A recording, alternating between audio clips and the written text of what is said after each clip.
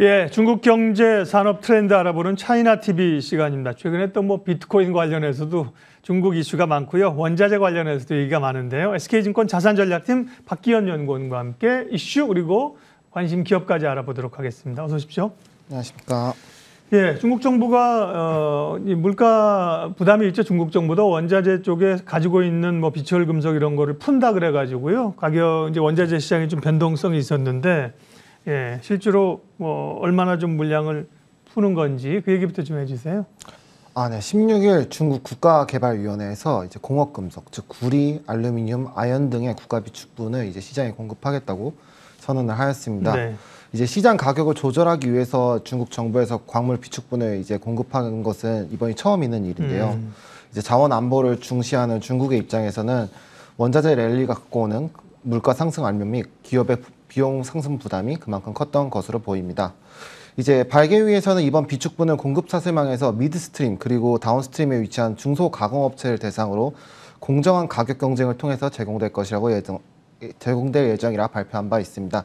즉 물량 측면에서는 이제 시장이 우려하는 것만큼 그렇게 많다라고 이제 여기지 않으셨으면 좋겠고요. 네. 또한 앞으로 이제 일정 기간 동안 시장의 변화를 면밀히 관찰하고 원자재 비축분을 필요에 따라서 공급을 늘리고 중소가공업체의 부담을 줄일 것이라고 말한 바 있습니다. 중국 정부의 이러한 행보에 높은 가격으로 수혜를 누리던 대형 소재주들은 매우 민감하게 반응한 바 있는데요.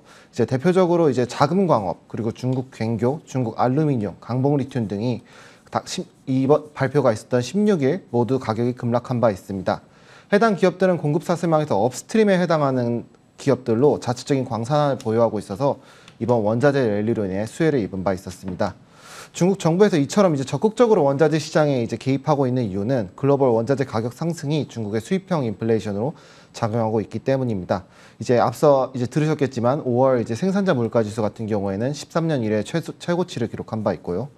또한 이제 유럽은 이런 비축분 공급이라는 조치를 취한 이유는 중국 내에서 투기적 수요가 매우 크기 때문입니다. 앞서 지난달 19일 중국 리커창 총리도 이미 투기적 수요에 대한 적극적인 대처를 요구한 바 있으며 이외에 23일에 중국 5개 부처가 모여서 철광석, 철강제, 구리, 알루미늄 등 원자재 관련 기업들을 모아 이 기업들에 관련해서 이제 매점 매석 및 투기적 수요에 대한 무관용 원칙을 적용할 것이라 발표한 바 있습니다. 네, 중국도 이제 물가 상승에 대한 인플레에 대한 부담이 있거든요. 그래서 비축하고 있는 비철 금속들을 풀겠다는 건데 중국 내부에서야 말씀하신 그 기업들, 특별히 중견 기업들에게 도움이 될 텐데 중국이 이렇게 물량을 풀면서 글로벌 시장의 원자재 시장의 가격을 좀 영향을 끼칠 수 있는 정도냐 그게 궁금한데요. 그 부분은 어떻게 봐야 될까요? 네, 글로벌 시장에 관련해서는 네. 물론 이제 중국이 비철 금속 생산량이 세계에서 두 번째이고 또한 막대한 산업 역량으로 세계 원자재의 60%를 소비하고 있지만은 그렇다 할지라도 중국이 국제 원자재 시장에서 가격을 조정할 수 있을 정도까지는 아닙니다. 그럼에도 비축분 공급 등의 방식으로 단기적으로 발생한 수요와 공급 간의 불균형을 조절함으로써 이제 가격 상승의 속도를 늦추는 것은 충분히 가능할 것으로 보입니다. 또한 중국 정부의 목적이 원자재 가격 자체를 억제한다기보다는 투기적 수요로 생겨난 가격 네. 거품을 제거하고 취약한 중소기업을 보호하는 것이기 때문에 가격이 자기들이 생각하기에 합리적인 구간으로 내려올 경우 다시금 정책 조정에 나설 것으로 보입니다. 현재 선진국을 중심으로 한 글로벌 경기 반등세가 꾸준히 진행 중이고 이제 미국과 유럽 등에서 코로나19 이후 재건을 위해서 막대한 투자를 진행할 예정입니다. 때문에 원자재 시장 전망 자체는 밝다고 볼 수 있습니다. 하지만은 중국 정부의 투기성 수요 억제 정책 그리고 FOMC에서 미 연준이 보여준 다소 매파적인 스탠스 등으로 인해서 발생한 달러 강세로 단기적으로 원자재 시장은 약세를 보일 것으로 전망합니다. 이로 인해서 그간 강세를 보였던 철강, 비천금속 등 원자재 관련주들이 모두 영향을 받을 수 있다는 점에서 미중 정책 변화에 대해서 보다 더 주의 깊게 팔로우할 필요가 있을 것으로 보입니다. 예, 원자재 가격 올라서 물가 상승에 대한 우려도 있지만 투기적인 수요를 특별히 사회주의 국가니까 그런 쪽에 신경을 많이 쓰는군요. 중국 이슈부터 살펴봤고요. 또 주목할 만한 중국 기업 오늘도 한 기업 준비가 되어 있습니다. 오늘은 어떤 기업인지 김다은 앵커 소개해 주세요. 네, 차이나TV 종목 이야기 나눠보겠습니다. 오늘의 종목은 상해거래소에 상장되어 있는 화우 코발트에 대해서 살펴보겠습니다. 쉽게 말해서 비철금속을 생산하는 기업인데요. 여기 기업 이름에도 코발트라고 써 있듯이 코발트 생산 글로벌 1위 업체라고 보시면 되겠습니다. 전기차 한 대를 생산하는 데는 코발트 10kg이 들어간다고 하는데요. 전기차 시장이 점점 확대되고 있는 만큼 화우 코발트도 수혜를 받을 것으로 보여지고 있죠. 그렇기 때문에 주교도도 커지고 있고 코로나19로 인해서 어려움이 있었지만 원자재 가격이 점점 올라가고 있기 때문에 화우 코발트의 실적은 굉장히 견조한 흐름을 보이고 있는 상황입니다. 다음 페이지 넘어서 시가총액도 한번 확인을 해볼까요? 화우 코발트의 경우에는 시가총액 20조 3,200억 원 정도 보여지고 있습니다. 매출은 1조 1,200억 원 정도 나타나고 있고요. 1년 주가 수익률 점점 코발트의 중요도가 커지고 있는 만큼 200% 가까운 수익률을 보이고 있는 상황입니다. 국내에는 코스모 화학과 함께 살펴보도록 하겠습니다. 국내에서 유일하게 이산화 티타늄을 이제 생산하고 있는 기업인데 2011년부터 황산 코발트를 생산하고 있습니다. 국내에서 최초로 시작을 했고요. 코스모 화학의 경우에는 시가총액 3,200억 원 정도 나타나고요. 매출은 1,200억 원 정도 집계되고 있습니다. 이렇게 기업에 대해서 살펴봤습니다. 네, 화유 코발트라는 기업에 대해서 화유 코발트가 맞습니까? 화우 코발트가 맞습니까? 박경영 의원님. 네, 이제 저희식 한자를 읽으면 이제 화우 코발트가 될 것이고 이제 중국 발음을 따라서 이제 읽으시는 경우가 많아서 이제 화유 코발트로 적으시는 경우가 있어서 저 같은 경우 이제 화유 코발트로 표기를 하였는데요. 네. 화우 코발트라고 말씀하시면 될 것 같습니다. 둘 다 맞는 거군요. 그러니까 한자 그렇습니다. 표현이라. 네. 그러면 화유 코발트로 저희 얘기를 할게요. 같은 얘기입니다. 그러면 어떤 기업인지 조금 더 소개를 해주시겠습니까? 네, 화유 코발트 같은 경우에는 글로벌 1위 정령 코발트 생산 기업이자 글로벌 3위 규모의 코발트 광산 보유 기업입니다. 네. 공급 사슬망에서 상류에 해당하는 광산 그리고 하류에 해당하는 배터리 소재에 이르기까지 코발트의 전후방 산업을 수직적으로 통합한 기업입니다. 2015년 상해 거래소에 상장하였고요. 상장 당시 주당 2위안 중반이던 주가는 현재 100위안 전후로 올라서 약 상장 이래 3,500%가량 상승하였습니다. 화우 코발트는 이제 코발트 정령 외에도 구리, 니켈 등 주요 산업 금속의 채광, 성광 그리고 재련 등을 진행하면서 다각화된 사업 포트폴리오를 보유하고 있습니다.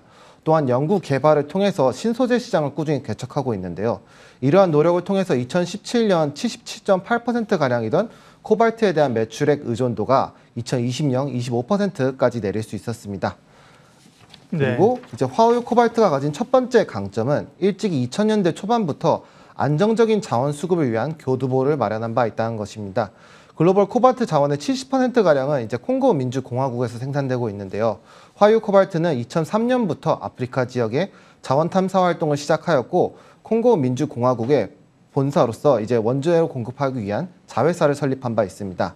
이러한 방식으로 2016년 코발트 가격이 치솟는 와중에도 원재료의 약 50%가량을 시장 대비 저렴하게 공급받을 수 있었습니다. 현재 화유 코발트가 보유한 코발트 매장량은 약 5.5만 톤 정도로 글로벌 3위입니다. 또 두 번째 강점을 말씀드리자면 글로벌 배터리, 자동차, 화학 기업들의 공급 사슬망에 성공적으로 진입했다는 점입니다. 2020년 기준으로 화유 코발트의 전체 매출액의 60%가량은 해외에서 발생하고 있는데요. 배터리 업계 강자인 LG화학과 삼성 SDI들도 화유 코발트로부터 소재를 조달하고 있고 포드, 폭스바겐 그리고 테슬라 등에도 납품을 하고 있습니다.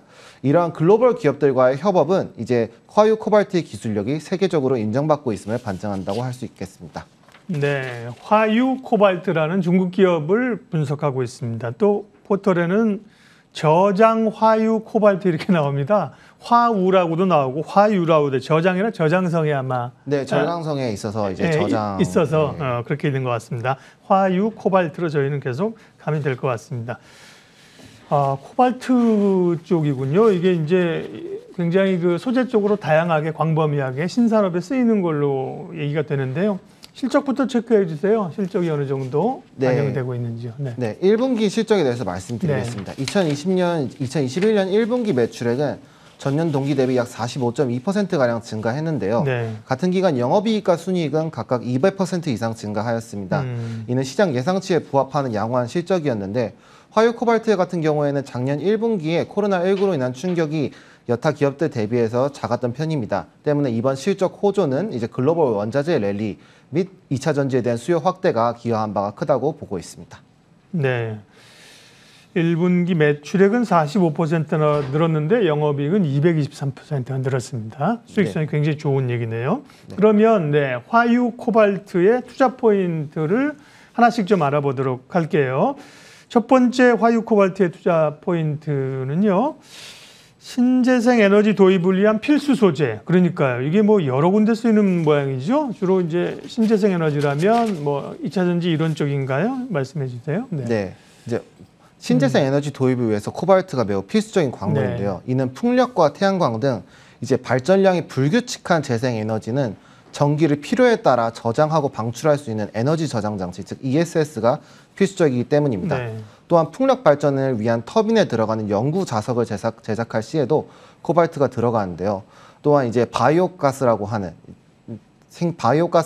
이제 자원을 생산할 때도 코발트 등이 이제 생산 촉진을 위해서 들어가기도 합니다. 앞서 이제 국제에너지기구는 2040년까지 각국의 정부가 배출량을 줄이기 위해서 얼마나 신속하게 행동하느냐에 따라서 에너지 부문의 주요 광물이 수요가 최대 6배까지 증가할 수 있다고 발표한 바 있습니다. 이제 풍력 발전소의 터빈과 전기 자동차 같은 기술의 중요한 광물 공급이 지구의 기후 목표를 충족시키려면은 앞으로 수십 년 동안 계속해서 증가해야 될 것입니다. 풍력 발전소 같은 경우에는 비슷한 크기의 가스 화력 발전소보다 약 9배가량의 더 많은 광물 자원이 있어야 합니다. 당장 올해만 해도 신재생 에너지 시장의 성장으로 인한 영향이 뚜렷하게 나타날 것으로 보이는데요. 이제 미국 시장조사업체 마켓앤마켓에 따르면은 2021년 글로벌 재생 에너지 시장은 약 22.7%가량 증가한 2,261억 달러를 기록할 전망입니다. 이러한 신재생 에너지 부문의 성장은 이제 글로벌 코발트 수요를 뒷받침하는 강력한 힘으로 작용함에 따라서 이제 코발트 가격을 지지할 것이고 또한 화유 코발트의 실적에 크게 기여할 것으로 보입니다. 네. 풍력 발전에도 들어가고 바이오가스 정말 이 코발트라는 광물이 안 들어가는 데가 없네요. 핵심 신재생 에너지의 핵심 소재이고요. 두 번째 투자 포인트 볼게요. 화유 코발트의 두 번째는 5G 인프라 구축을 위한 필수 소재. 5G에도 들어가요? 네, 5G에도 들어갑니다. 네. 이제 5G 인프라 확충 및 이제 스마트폰 제조에 들어가는데요. 네. 이제 5G 기지국 장비 및 스마트폰 안테나는 기존에 저희가 사용하던 4G보다 더 많은 전력을 사용하기 때문에 리튬 이산화 코발트를 사용하는 고용량 배터리가 필수적입니다. 로이터 통신에 따르면 시장의 올해 코발트 수요 컨센서스가 약 10만에서 13만 톤에 형성되어 있는데요. 2025년에는 수요 컨센서스가 20에서 26만, 즉 2배까지 성장할 전망입니다. 또한 이 중에서 휴대폰의 코발트 수요가 올해는 4만 5천 톤에서 오늘 2025년에는 7만 3천 톤까지 증가할 것으로 예상되고 있습니다. 또한 이제 코로나19 기간 이제 5G 인프라 투자가 다소 지연된 바가 있기 때문에 향후 이제 한국이나 중국 등 국가들을 포함해서 더 많은 국가들의 5G 인프라가 확충됨에 따라서 이제 5G 스마트폰 수량도 늘어날 것이고 자연히 코발트에 대한 수요도 증가할 것으로 전망하고 있습니다. 네, 화유 코발트 회사 이름에서 코발트라는 게 딱 나오는 회사인데요. 세 번째 포인트 볼게요.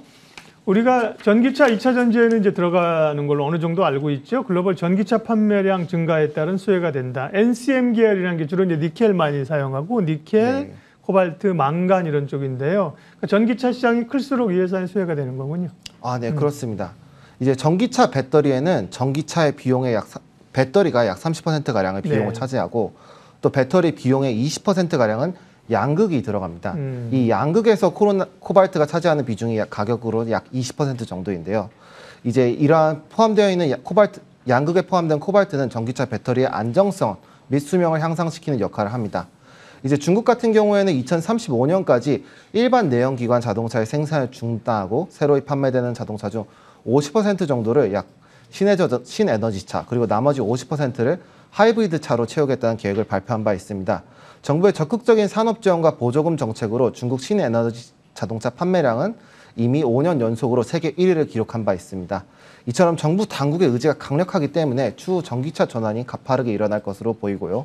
또한 중국은 지난 10년간 꾸준히 전기차에 투자해온 만큼 전 세계에서 가장 큰 EV 배터리 수요를 보유하고 있고 미국 대비 약 3배 수준입니다. 또한 최근에는 미국과 EU 등도 전기차 시장에 적극적으로 투자를 함에 따라서 코발트 산업의 전망은 더욱더 긍정적으로 보이고 있습니다. 특히 유럽연합 같은 경우에는 미국과 중국을 제치고 지난해 세계 최대 전기차 시장으로 급부상한 바 있습니다. 지난해 EU 전기차 신차 판매 점유율은 정부 보조금과 신차 효과로 전년 대비 약 43%가량 증가했는데요.